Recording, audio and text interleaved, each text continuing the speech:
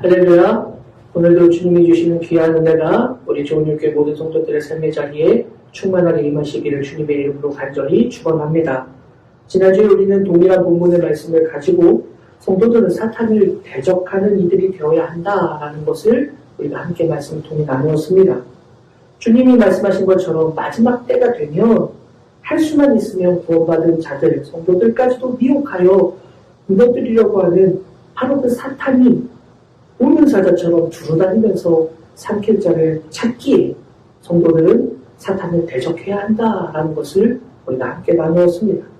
근데 여러분, 무엇을 가지고 사탄과 맞서 싸울 수 있습니까?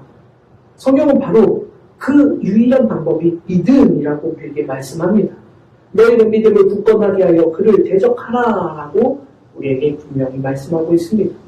지난 시간 함께 나눈 것처럼 사탄을 대적하는 유일한 방법은 우리의 믿음을 흔들리지 않는 반석처럼 그렇게 담대하도록 굳건하게 해야만 가능하다라고 성경은 우리에게 그렇게 말씀해 줍니다. 지난 시간에는 왜 그러한 말씀을 하시는가 우리가 그것에 대해서 함께 말씀을 나누었는데 오늘 바로 사탄을 대적할 수 있는 유일한 방법이 믿음을 굳건하게 하는 것 그것이라고 성경이 말씀하셨는데 과연 그 믿음은 무엇인가? 오늘 우리가 그 믿음에 대해서 함께 말씀을 통해 은혜를 나누어 보려고 합니다. 다시 본문 9절 상반절의 말씀을 우리가 다시 보면 너희는 믿음을 굳건하게 하여 그를 대적하라 라고 말씀합니다. 이 말씀을 원문으로 보면 우리는 주목해 볼 만한 것이 있습니다. 우리말 성경에는 너희는 믿음을 굳건하게 하여 라고 이렇게 번역해 주고 있지만 원문 성경에 보면 이 믿음 앞에 정관사가 붙어 있습니다. 그래서 굳이 번역하자고 한다면 믿음이 아니라 그 믿음입니다. 믿음, 또 그 믿음, 여러분 이 안에는 분명한 차이가 있습니다. 우리 지방교회 중에 그소망교회라는 교회가 있는데 저희 성대 목사님이시고 참 열심히 목회를 하시는 귀한 목사님이신데 그 교회 이름이 그소망교회입니다. 여러분 그러면 소망교회라는 이름하고 그소망교회라는 것은 분명한 차이가 있겠지요. 그냥 소망이 아니라 바로 그 소망이라는 것입니다. 그러면 믿음이라는 것이 아니라 믿음, 그냥 단순한 이런 믿음이 아니라 바로 그 믿음이 사탄을 대적할 수 있다라고 베드로 사도는 우리에게 그렇게 말해주고 있는 것입니다. 그러면 과연 그 믿음, 여러 믿음이 아니라 바로 그 믿음, 사탄을 대적할 수 있을 만한 그 믿음은 무엇인가? 믿음이라고 하면 여러분 교회에서는 너무나도 당연하게 익숙하게 많이 들어본 이야기 아닙니까? 여러분 믿음의 성도들이라면 누구나 다 믿음하면 믿음은 이런 것입니다 라는 것을 우리는 생각해 보았을 것입니다. 자주 우리는 믿음에 대해서 이야기하고 믿음을 가지고 살아야 한다라고도 말하지 않습니까? 오늘 우리가 부른 찬양 이 눈에 아무 증거 아니 되어도 믿음만을 가지고서 늘 걸으며 우린 그렇게 찬양을 부르기도 합니다. 또 믿음이 이기네 주 예수를 믿음이 온 세상이 이기네 라고도 우리는 그렇게 찬양을 합니다. 믿음은 참 익숙한 표현이에요. 그래서 그럴까요? 우리는 약간 농담 섞인 이야기로 할 때 이 사람 참 믿음 없네? 혹은 아무개는 믿음이 참 좋아 이런 이야기들을 하기도 하지요. 그러면 과연 그런 믿음, 우리가 생각하는 믿음 그것은 무엇일까? 또 주님은 무엇을 통해 믿음이라고 말씀을 하실까? 주님은 성경에서 보면 참 믿음에 대해서 많은 이야기들을 하셨습니다.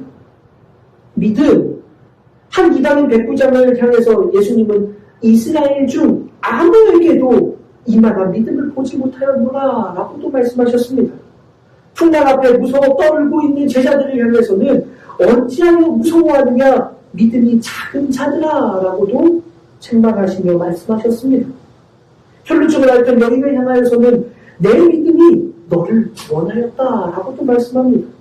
예수님을 향해 달려나와서 자신들을 불쌍히 여겨달라고 그렇게 외원하고 매달렸던 앞을 보지 못하던 이들에게는 너희 믿음대로 되라 라고 또 말씀하셨습니다. 가나안 수로보니게 여인을 향하여서는 내 믿음이 크도다 내 소원대로 되리라 라고도 말씀하십니다. 때로는 제자들을 향하여서 믿음이 없고 패역한 세대여 라고 꾸짖기도 하십니다.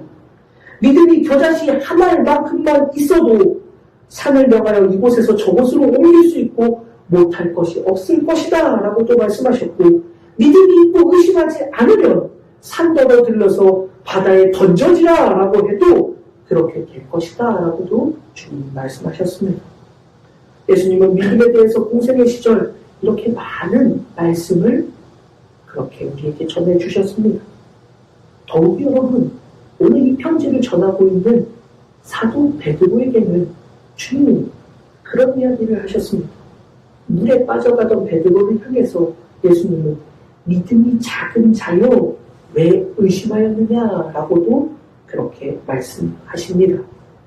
그러면 과연 믿음이란 무엇이고 그 마귀를 대적할 수 있는 유일한 무기인 바로 그 믿음이라는 것은 도대체 우리에게 어떠한 믿음을 말씀하시는 것일까?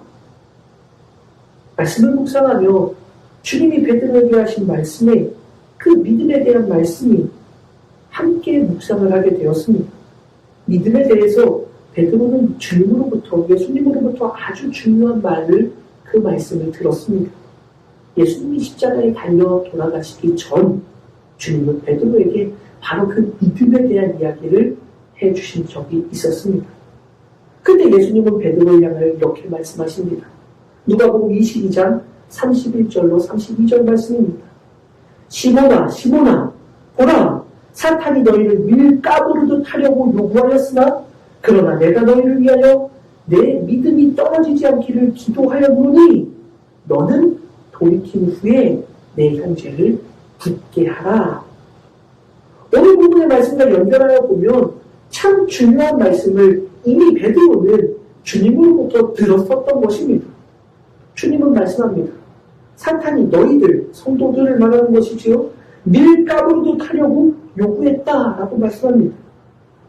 그런데 지금 예수님께서 그 말씀을 하시는 자리를 우리는 주목해 보아야 합니다. 지금 예수님께서 이 말씀을 하시는 상황, 이 상황이 어떤 상황이었는가? 누가복음 22장 말씀을 보면 이 상황에 바로 앞에 무슨 이야기가 있느냐? 제자들이 그들 중에 누가 더 크냐라는 다툼이 일어났었다라고 성경은 기록하고 있습니다. 그러니 지금 이 말씀하시는 상황은 어떤 상황입니까? 제자들끼리 서로 싸우면서 왜 싸우느냐? 누가 더 크냐를 가지고 싸우고 있는 바로 그 자리에서, 그 상황에서 주님이 지금 이 말씀을 하고 계신다라는 겁니다. 제자들 중에 다툼이 있었습니다. 복음서에 보면 그들의 이런 다툼이 여러 번 기록이 되고 있습니다. 그들은 서로 자기가 더 높은 자리에 앉으려고 그렇게 싸웠습니다.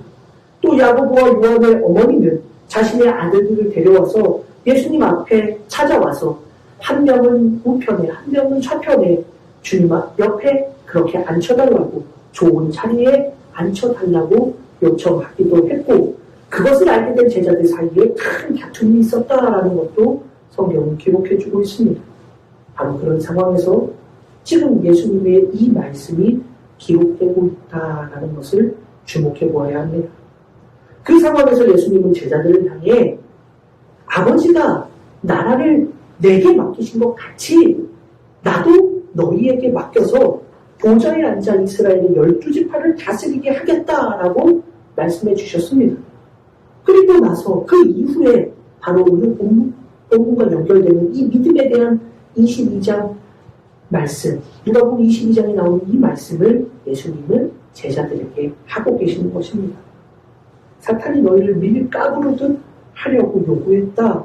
그러나 내가 너를 위해서 내 믿음이 떨어지지 않도록 기도했으니 너는 돌이킨 후에 내 형제를 굳게 하여라. 주님이 이렇게 베드로에게 말씀하셨습니다. 이 말을 다시 한번 생각해보면 무엇일까? 사탄이 제자들을 향해 그들을 밀가부르듯 하려고 지금 하나님께 그들을 내놓으십시오라고 요구했다라는 이야기입니다. 밀가부르듯 하기 위해서 그들을 요구한 것입니다. 이 표현은 은유적인 표현입니다. 이 밀가부르듯 하다라는 이 표현의 원뜻은 채를 흔들다라는 뜻입니다. 여러분, 제가 예전에도 한번 이야기했던 적이 있었는데 제가 수련목회자로 있던 시절에 그 교회에서는 한 달에 한 번 이 찹쌀떡을 만들어서 여성교에서 판매를 해서 그 수익금을 가지고 좋은 일에 사용하고 있는데 그때 제 역할이 뭐였느냐면 그 쟁반에다가 채에 이 전분을 해가지고 채를 이렇게 탁 치는 제가 그 채반지라는 거 참 잘합니다. 아실지 모르겠지만 제가 이걸 잘합니다. 채반지. 여러분 채반지를 할 때 치면은 고운 가루들은 그 채를 걸러서 이렇게 떨어지지요.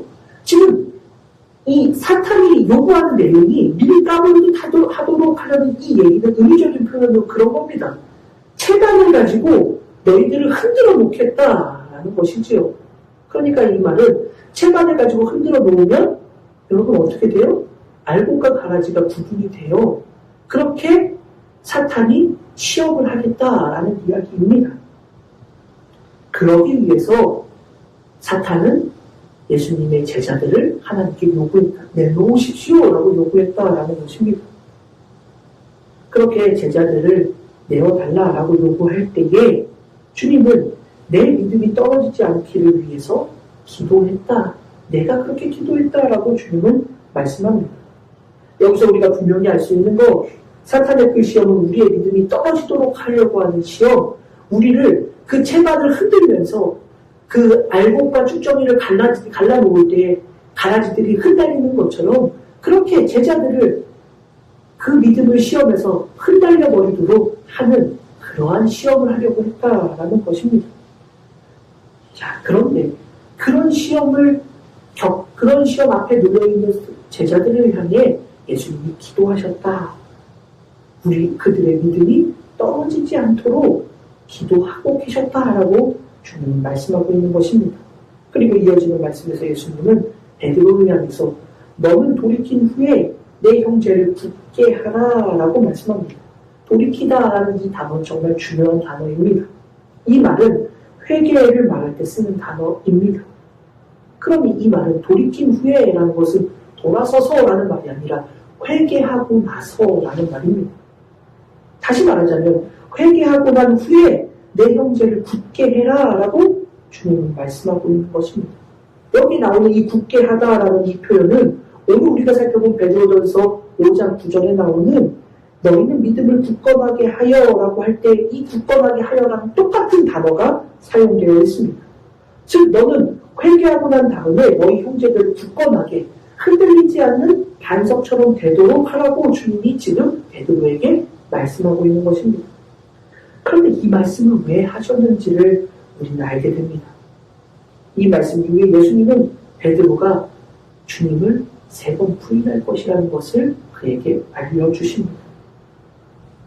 예수님은 지금 이 말씀을 하신 이유가 베드로가 예수님을 3번이나 부인하는 것 정도가 아니라 예수님을 저주했던 그것을 이미 아시고 너는 그 이후에 회개한 후에 돌이켜서 너희 형제들을 굳게 하여라 라고 말씀해주고 있는 것입니다. 그래서 예수님이 회개하고 나서라고 베드로에게 말씀하는 겁니다.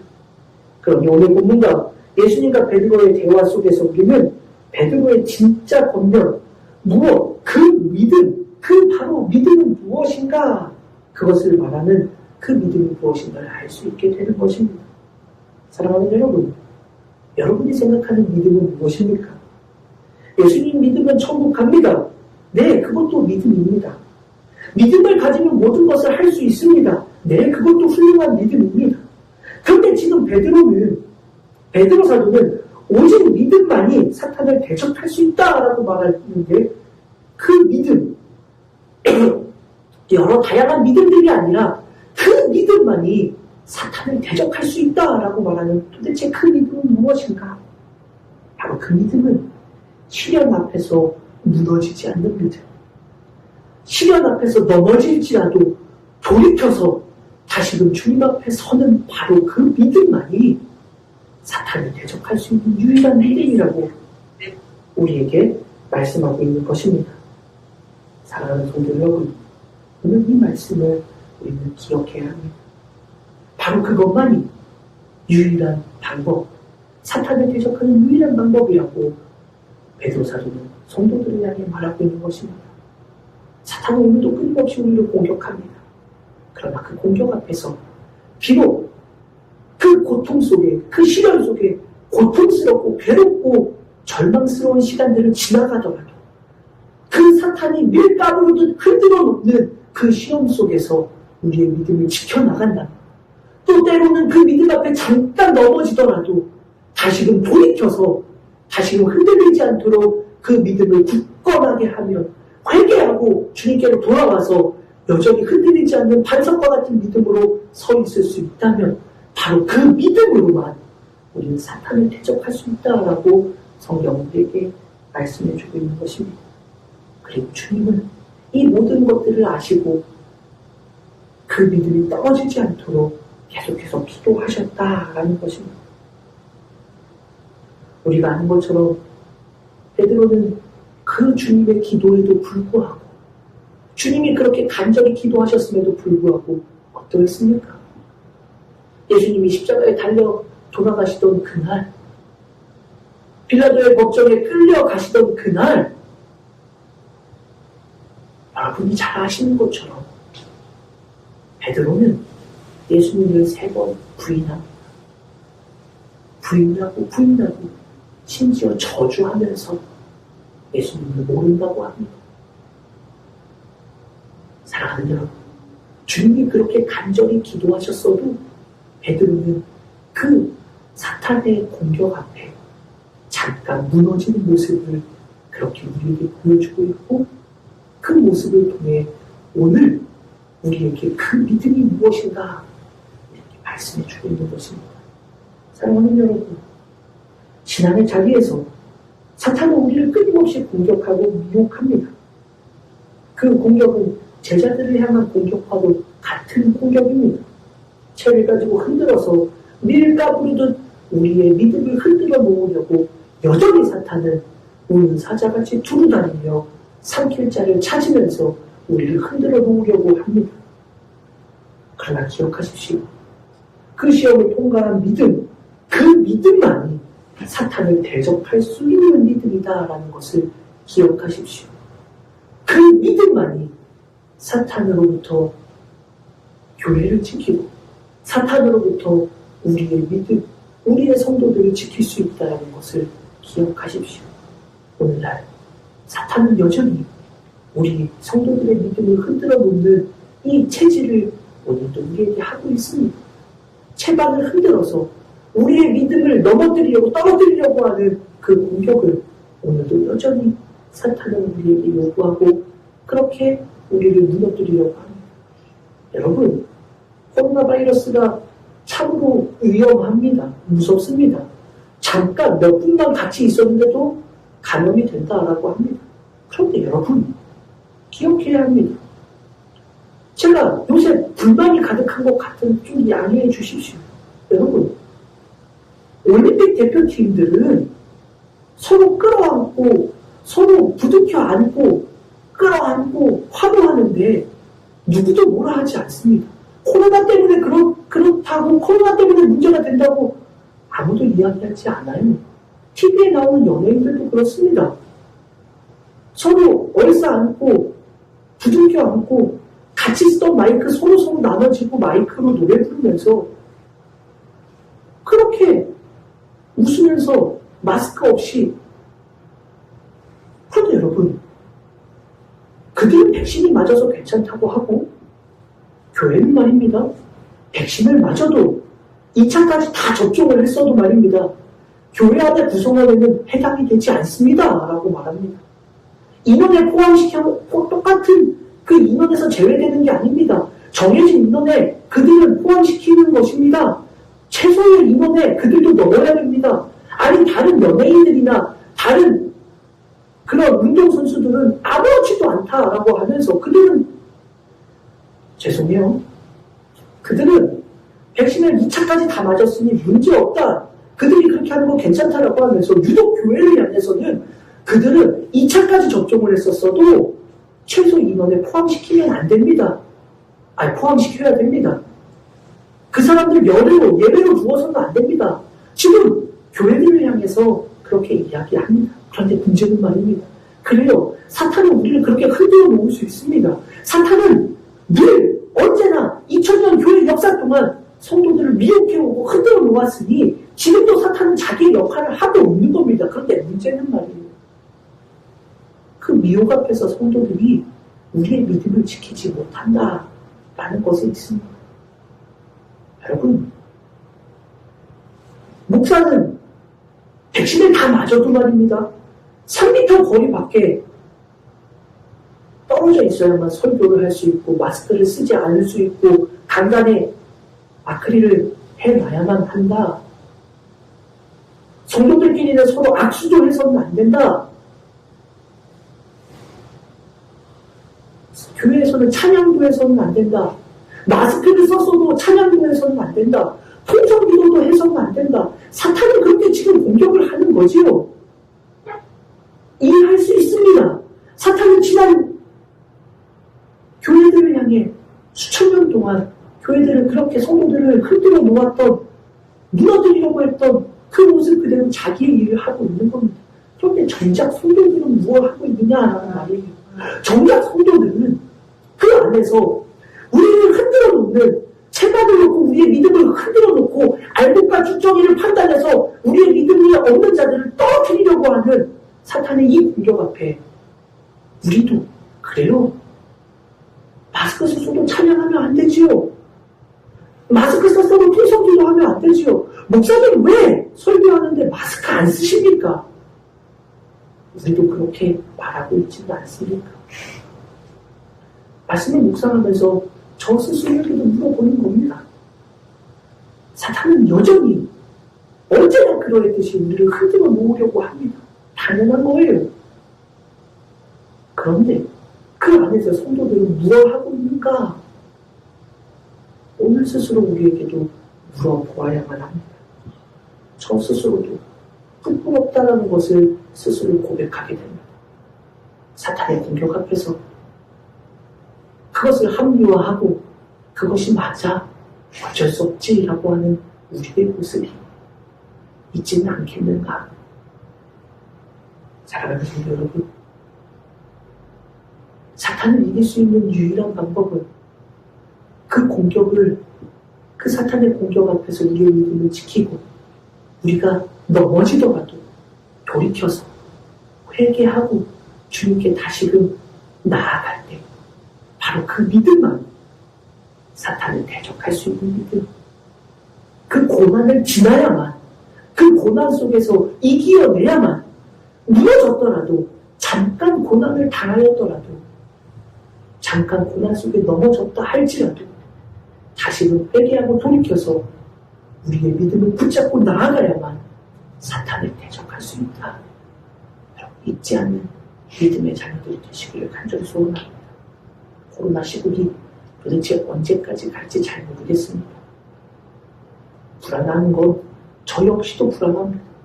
어디 갔다가 잠깐만이라도 코로나 걸릴 수도 있다라는 불안함 여전히 우리 안에 있습니다. 그러나 여러분, 그 불안함 속에서도 우리의 믿음을 지켜가는 복된 주님의 자녀들이 되시기를 간절히 소원합니다.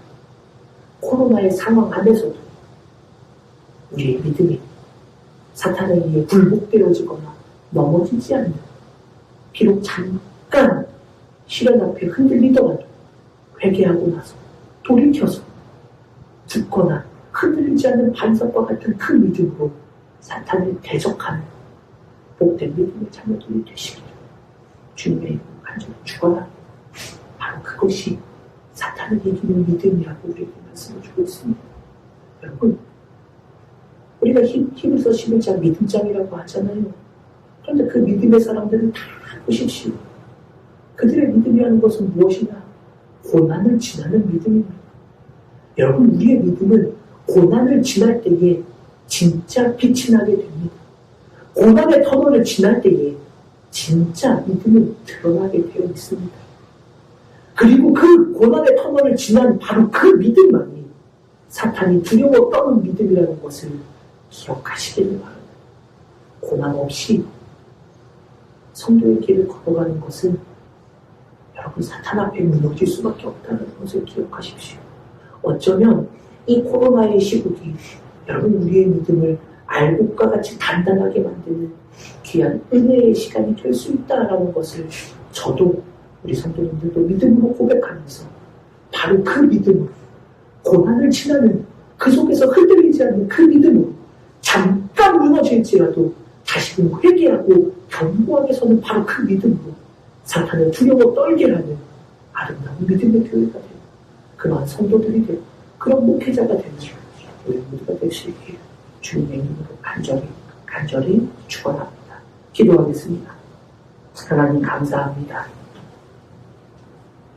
우리는 너무나도 연약하여 믿음은 축복이라고만 생각할 때가 얼마나 많았는지, 그러나 그것으로는 사탄을 이길 수 없다라고 우리에게 말씀해 주셨습니다. 사탄을 이기는 믿음은 그 고난을 지날 때 흔들리지 않는 믿음으로 서 있는 바로 그 믿음만 사탄을 대적하는 믿음이라고 우리에게 알려주셨습니다. 주님, 하나님 우리 모두가 그 믿음을 갖게 하여 주옵소서.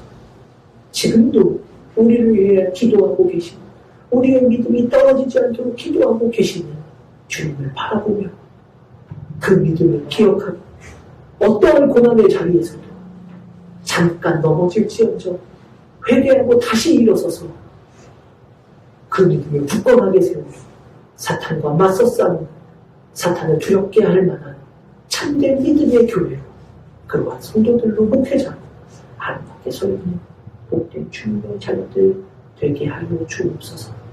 감사를 드리며 거룩하신 예수님의 이름으로 간절히 기도 올리옵나이다. 아멘.